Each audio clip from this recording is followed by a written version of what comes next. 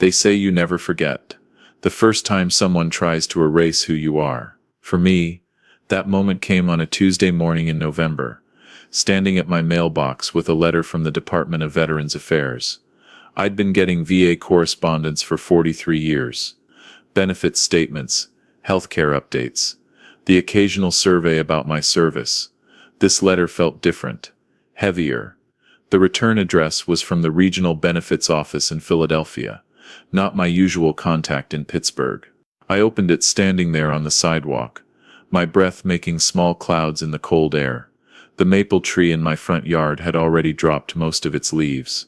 I'd need to rake them soon before the first snow. The letter was 2 pages, legal language, dense paragraphs, the kind of writing designed to confuse rather than clarify. But certain phrases jumped out. Claim filed on your behalf. Determination of incompetency. Severe post-traumatic stress disorder, rendering you unable to manage financial affairs. Fiduciary appointment recommended. I read it 3 times. Then I went inside and called the number at the bottom of the page. The woman who answered had a tired voice, like she'd been doing this job too long.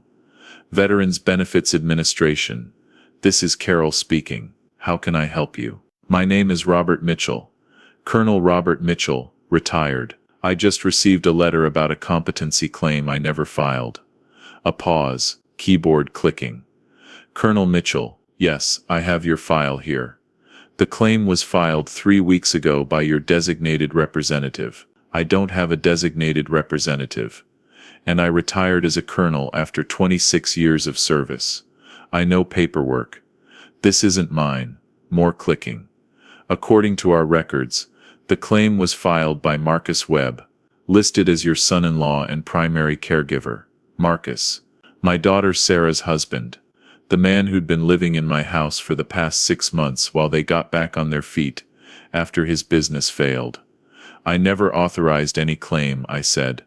My voice was steady but my hand wasn't, and I certainly don't have PTSD. Sir, the claim includes medical documentation, a psychiatric evaluation from Dr. Raymond Hale. It indicates severe symptoms including memory loss, paranoia, and inability to manage daily tasks. I've never seen a Dr. Hale in my life. Another pause, longer this time. Sir, if you believe this claim was filed in error, you'll need to contest it formally. There's a hearing scheduled for mid-December. You should receive notification in the next few days.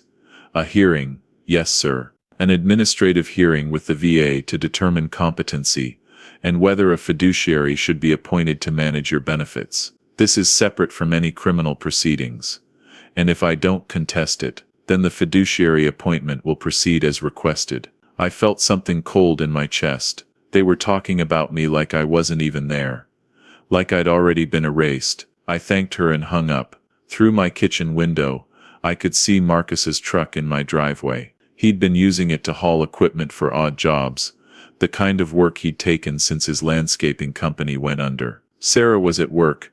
She'd gotten a job at the hospital night shift, trying to keep them afloat. I sat at my kitchen table, the same table where I'd eaten breakfast for 35 years, and tried to understand what I was looking at. Someone had filed a claim saying I was mentally incompetent. Someone had forged a psychiatric evaluation. Someone was trying to take control of my veteran benefits, my pension, my disability payments, everything I'd earned in 26 years of service. And that someone was living in my house. I didn't confront Marcus that day. 43 years ago in officer training, they taught us that information is ammunition. You don't fire until you know what you're shooting at. Instead, I started looking. My home office was in the spare bedroom upstairs, the one Sarah had used before she married Marcus 5 years ago.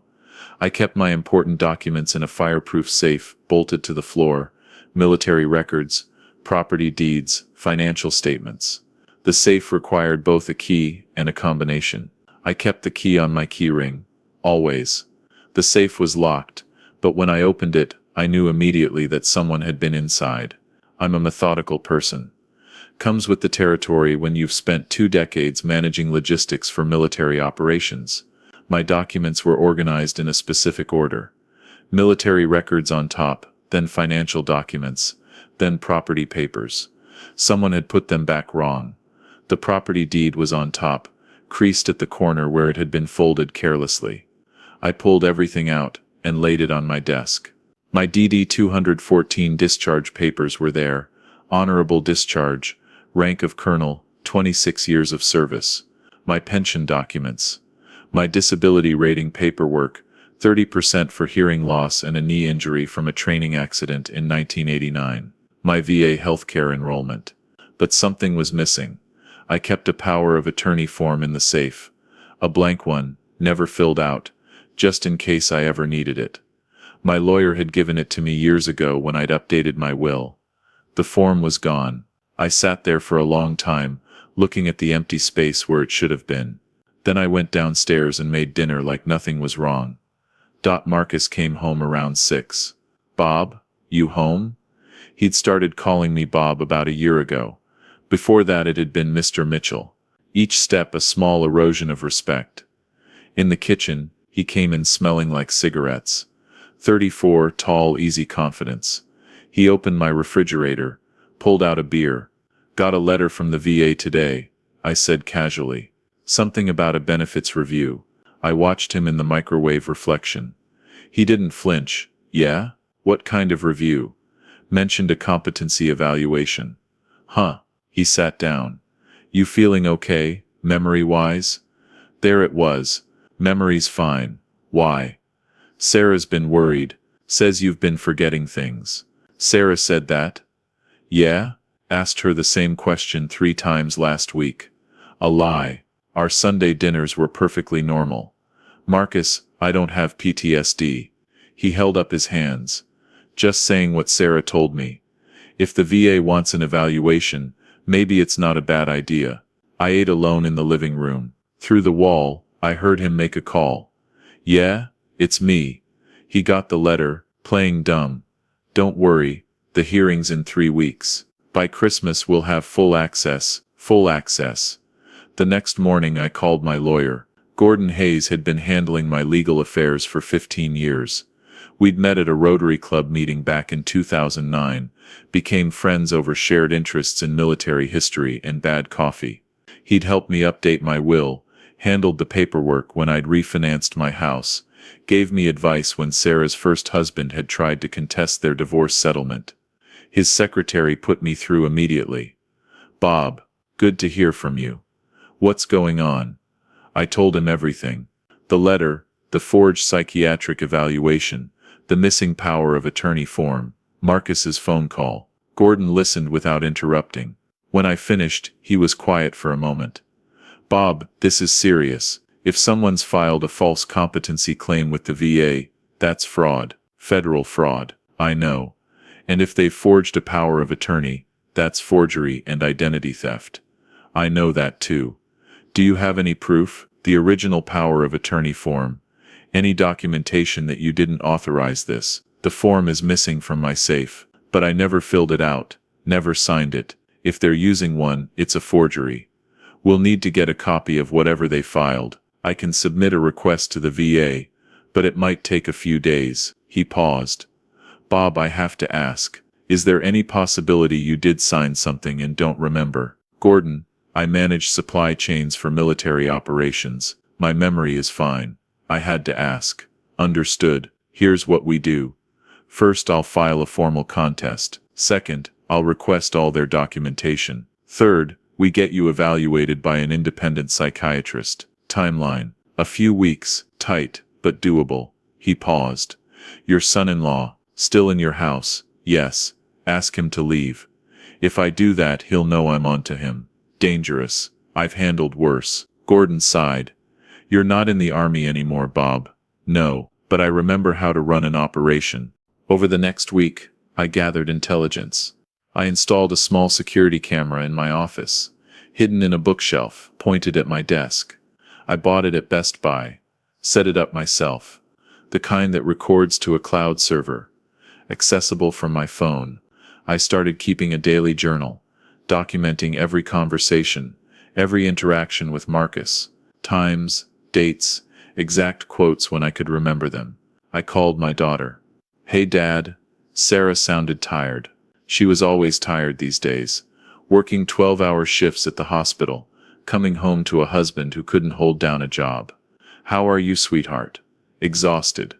But okay, how are you? Listen, Marcus mentioned you were worried about my memory." A pause. "My memory? No, Dad. Why would I be worried?" "He said you told him I've been repeating myself, forgetting things." "I never said that." Her voice changed, got sharper. "When did he tell you this?" "Few days ago, Dad. I never said anything like that." "Your memory is fine." I felt something cold settle in my chest. "Okay, just wanted to check. Is everything okay?" "Everything's fine, sweetheart. Get some rest." After I hung up, I sat in my living room and thought about my daughter. Sarah was a good person. Smart, hard-working, kind. She'd married Marcus right out of college, before she'd learned to see through charm to what was underneath.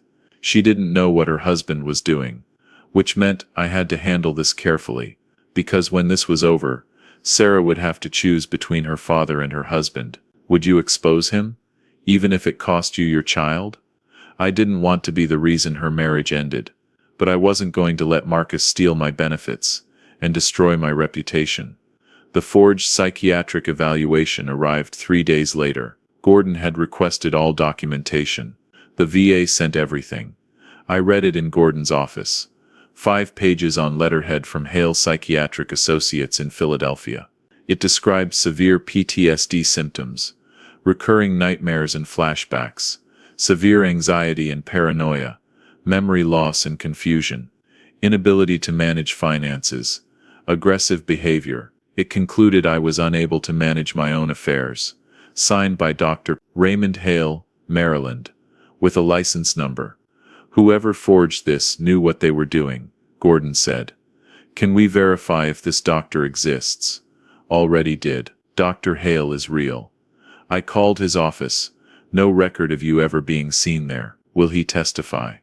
"I'm working on it. But we still need to prove you're competent. I've arranged for you to see Dr. Patricia Morrison tomorrow at 2. I nodded. "Bob, why do you think Marcus is doing this?" "Money. My pension is $4,000 a month. Disability another $1,200, plus healthcare. I have about $400,000 in savings." Gordon whistled. "And your house, paid off, worth about $350. So $750,000 total, approximately. That's motive." Dr. Patricia Morrison's office was in a converted Victorian house in Shadyside, all dark wood and leather furniture. She was in her 50s, gray hair pulled back, sharp eyes behind wire-rimmed glasses. She spent 3 hours evaluating me. Memory tests, cognitive assessments, questions about my military service, my daily routine, my relationships. She asked about nightmares, anxiety, depression. She asked about my childhood, my marriage, my divorce. She asked about Marcus. "Your lawyer mentioned your son-in-law filed this competency claim.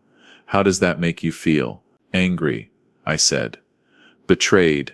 Do you have thoughts of violence toward him?" "No. I have thoughts of legal action." She smiled slightly. "That's a healthier outlet. I spent 26 years in the military, Dr. Morrison. I know the difference between anger and action." "Tell me about your service," I told her. "Officer training at Fort Lee. Logistics assignments in Germany, Korea, Kuwait, the Gulf War, where I'd managed supply chains for a brigade combat team. Promotions, commendations, the slow climb to colonel, retirement in 2003. Any combat experience?" "No. I was logistics, not infantry. The closest I came to combat was managing supply convoys in Kuwait, and even that was relatively safe." "Nightmares, flashbacks?" "No." "Anxiety, panic attacks?" "No." "How do you sleep?"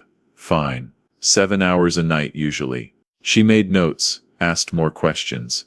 By the end I was exhausted. "Colonel Mitchell," she said, setting down her pen. "I'm going to be very direct with you. There is absolutely nothing wrong with your mental health. Your memory is excellent. Your cognitive function is normal. You show no signs of PTSD or any other psychiatric condition. You are completely competent to manage your own affairs. Will you testify to that? Yes, and I'll submit a written evaluation to counter the forged one. Thank you. She walked me to the door, then paused. Colonel, I've been doing this for 30 years. I've seen a lot of elder abuse. A lot of family members trying to take advantage of veterans. What your son-in-law is doing. It's not just fraud, it's a betrayal of everything you served for. I know, make sure he pays for it. The security camera in my office caught Marcus 2 days later. I was at the grocery store, when my phone buzzed with a motion alert. I pulled up the camera feed, and watched Marcus enter my office, look around, then go straight to my desk. He pulled out the bottom drawer, the one where I kept old tax returns. He rifled through them, clearly looking for something specific. Then he pulled out a folder I'd never seen before. He opened it, checked the contents, then put it back and left. I drove home immediately. The folder was still there, tucked behind my 2019 tax return. Inside was a power of attorney form, the one that had been missing from my safe. It had been filled out and signed. My signature, or a very good forgery of it, was at the bottom. The form designated Marcus Webb as my attorney-in-fact, giving him authority to manage my financial affairs, make medical decisions, and access my VA benefits. It was dated 3 months ago. I photographed every page, then put the folder back exactly where Marcus had left it. Then I called Gordon. He's got a forged power of attorney, signed with my name, dated August 15th. Can you bring it to me? If I take it, he'll know I found it. Better to leave it and use the photographs as evidence. The photographs might not be admissible in court. They'll be enough to get a warrant, won't they? Gordon was quiet for a moment. Bob, are you sure you want to go down this road? Once we involve law enforcement, there's no going back. I'm sure. Okay. I'll contact the VA Office of Inspector General. They handle benefits fraud. And I'll reach out to the FBI. Forging federal documents is their jurisdiction. How long? Could be a few days, could be a few weeks. These things move slowly. The hearing is soon. I know. We'll push for the hearing to proceed as scheduled. Even if law enforcement isn't ready to act, we can present our evidence to the judge. At minimum, we'll block the fiduciary appointment. After I hung up, I sat in my office and looked at the folder in my desk drawer. 3 months. Marcus had been planning this for 3 months. How long had he been in my house? 6 months, which meant he'd spent the first 3 months earning my trust, learning my routines, figuring out how to access my documents. Then he'd made his move. I thought about all the dinners we'd shared, all the conversations, the time he'd helped me fix my fence, the Sunday afternoon we'd watched football together. All of it had been a performance. All of it had been leading to this. Sarah came to visit on Sunday. Her day off. She looked exhausted. Dark circles under her eyes. Her hair pulled back in a messy ponytail. She'd lost weight. I made her lunch, grilled cheese and tomato soup, her favorite since she was a kid. Where's Marcus? I asked. Job site in Cranberry. He'll be there all day. Good. I needed to talk to her alone. We ate in silence for a while. Then Sarah set down her spoon and looked at me. Dad, what's going on? What do you mean? Marcus has been acting weird. Stressed out. He won't tell me why. She paused. And you've been different too. Distant. I took a breath. Sarah, I need to tell you something, and I need you to listen without interrupting. Her face went pale. I told her everything. The VA letter, the forged psychiatric evaluation, the missing power of attorney form, the security camera footage. I showed her the photographs of the forged document. She stared at the photos on my phone, her hands shaking. This can't be real. It's real, sweetheart. Marcus wouldn't do this. Sarah, no. She stood up, backing away from the table. You're wrong. There has to be an explanation. What explanation could there possibly be? I don't know. Maybe someone else did this. Maybe someone's trying to frame him. Sarah, he's living in my house. He has access to all my documents. He filed the VA claim using his name. Then maybe he was trying to help. Maybe he thought you needed help, and didn't know how to ask. By forging a psychiatric evaluation that says I'm mentally incompetent. She was crying now, tears streaming down her face. I can't believe this. He's my husband, Dad. We've been married for 5 years. I know, he loves me. I'm sure he does. Then why would he do this? I didn't have an answer for that. Or rather, I had an answer she didn't want to hear. Money, desperation. The slow erosion of ethics that happens when someone's drowning and they see a lifeline, even if grabbing it means pulling someone else under. Sarah sat back down, put her head in her hands. What happens now? There's a hearing soon. I'm going to contest the competency claim. My lawyer is involving law enforcement. Law enforcement. This is federal fraud, Sarah. If Marcus is convicted, he could go to prison. She looked up at me, her face streaked with tears. You're going to send my husband to prison. I'm going to protect myself. What happens to Marcus is his own doing. He's my husband. And I'm your father. We stared at each other across the table. I need you to choose, she said quietly. Sarah, no, Dad. I need you to choose. You can drop this. Tell the VA it was a misunderstanding. We can fix this as a family. He committed fraud. He's desperate. His business failed. We're drowning in debt. He's trying to take care of us. By stealing from me.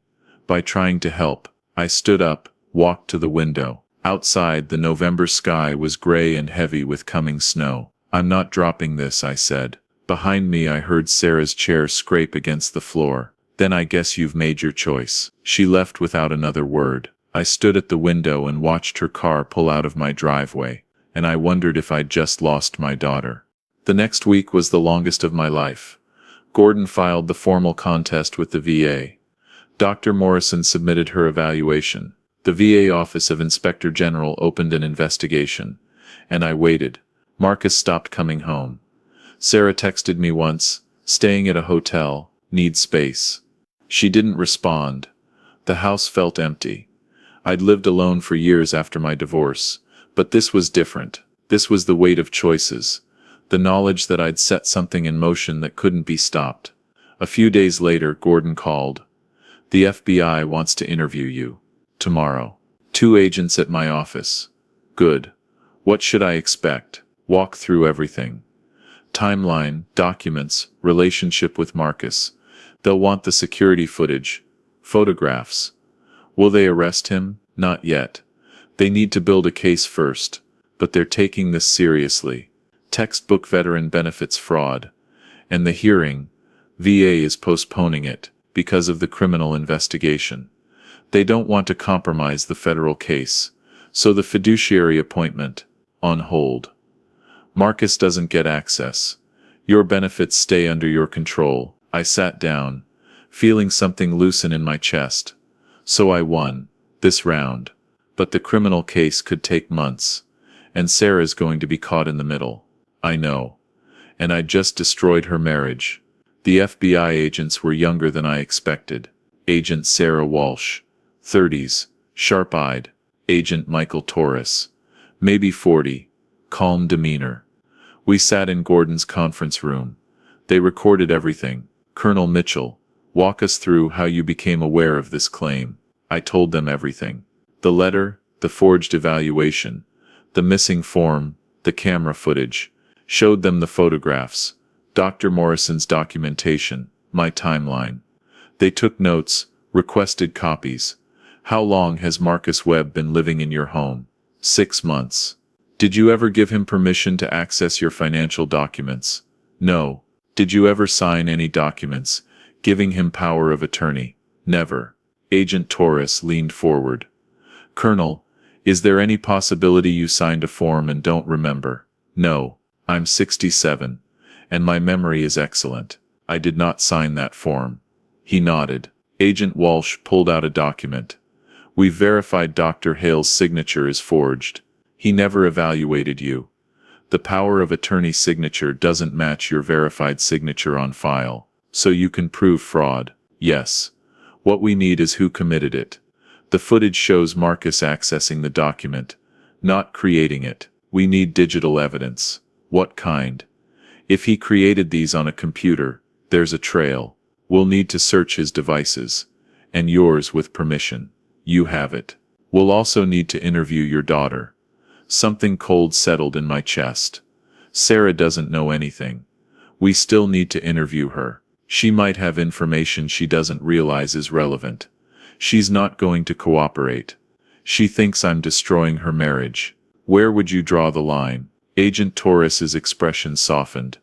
Colonel, if your son-in-law committed federal fraud, he needs consequences. Not just for you, but for every veteran he might target. I understand. We'll be gentle with your daughter. A few days later they executed the search warrant. I wasn't there. Gordon had advised me to stay at a hotel. They were looking for evidence on my computer, any documents Marcus might have left behind. Agent Walsh called that evening. Colonel, we found what we needed. Your computer had deleted files we recovered. Drafts of the power of attorney. Drafts of the evaluation. Metadata shows they were created in August. Can you prove Marcus created them? The files were created while you were out. We checked your credit card records.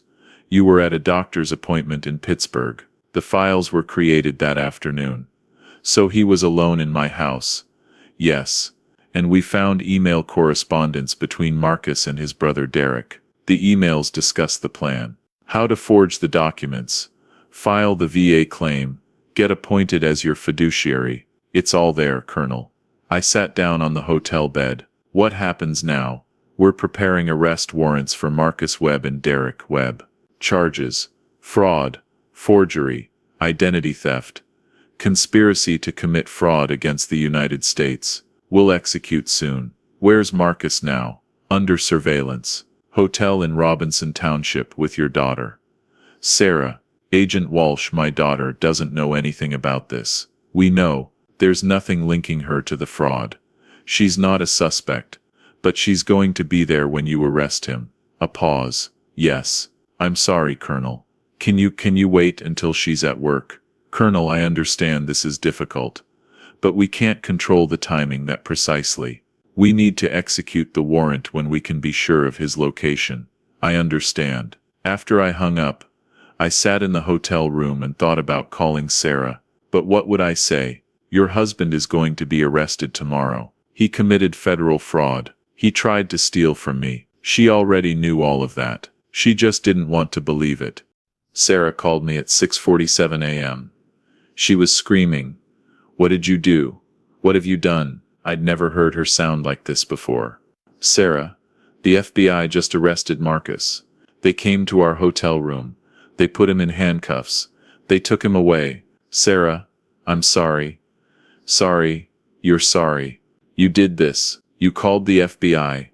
You destroyed my marriage. She was sobbing now. Great heaving sobs that broke my heart. Sweetheart, he committed fraud. He tried to steal from me. He was trying to help. By forging documents, by lying to the VA. We were desperate. We're drowning in debt. We're about to lose everything. He was trying to find a way to save us. By stealing from your father. Silence. Then quietly. I hate you. Sarah, I hate you. I will never forgive you for this. She hung up. I sat on the hotel bed and stared at my phone. My daughter hated me. My daughter, who I'd raised alone after her mother left, who I'd supported through college, through her first marriage, through every crisis and heartbreak. She hated me. And maybe she was right too. The competency hearing was rescheduled for early January. By then Marcus had been arraigned and released on bail. The federal charges were serious. Fraud, forgery, identity theft, conspiracy. He was facing serious prison time. Sarah had moved back to our house, my house, to get her things. She wouldn't speak to me, wouldn't look at me. Gordon said she'd filed for divorce.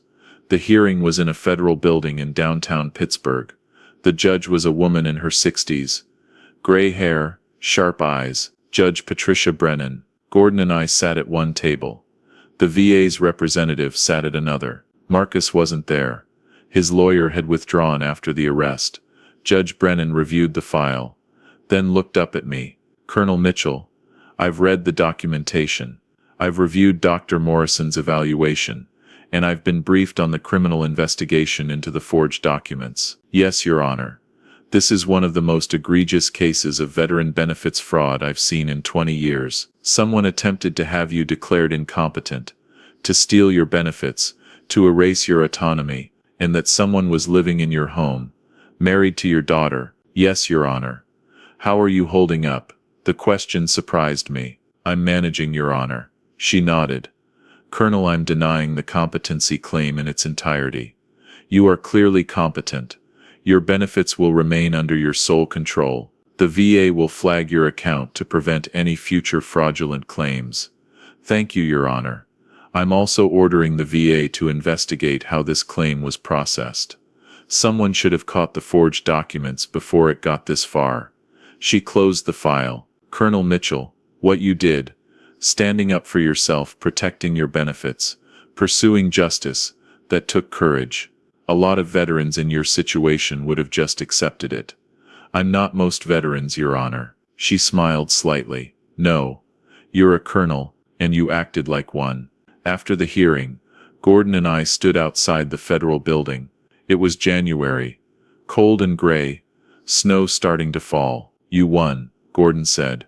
I know. Marcus's trial is scheduled for later this year. The prosecutor thinks he'll take a plea deal. How much time? Several years probably. I nodded. And Sarah? Gordon was quiet for a moment. Bob, Sarah might never forgive you for this. I know. You had to choose between protecting yourself and protecting her marriage. Would you protect your reputation or your family? I know that too. We stood in silence, watching the snow fall. Was it worth it? Gordon asked. I thought about my daughter, thought about the little girl who used to hold my hand, thought about the woman who'd screamed at me over the phone, who'd said she hated me. Was I protecting my daughter, or saving her? Ask me in a year, I said. Months later, Marcus took a plea deal. Several years in federal prison, restitution, permanent ban from serving as a fiduciary for any veteran. Sarah didn't attend the sentencing. She'd moved to Philadelphia, started over. She sent me one text. I know you thought you were protecting me, but you destroyed my life. I didn't respond. What could I say? I sold my house that summer, bought a smaller place in Fox Chapel, closer to the VA hospital, closer to the Veterans Center, where I'd started volunteering. I met other veterans there, guys who'd been scammed by family members, by caregivers, by people they'd trusted. I helped them navigate the system, helped them protect their benefits. One afternoon, my phone rang. Sarah, I almost didn't answer. Dad, hi sweetheart. Silence. Then I'm sorry. I sat down. You don't have to apologize. Yes, I do.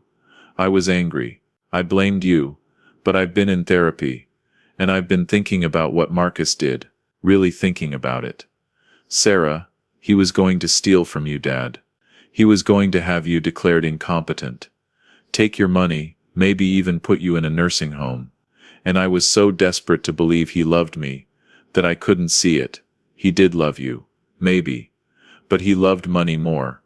We talked for an hour, about Marcus, about the trial, about her new life, about us. Can I come visit? She asked.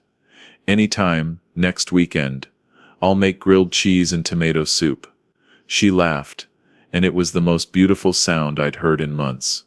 After we hung up, I sat in my car in the Veterans Center parking lot.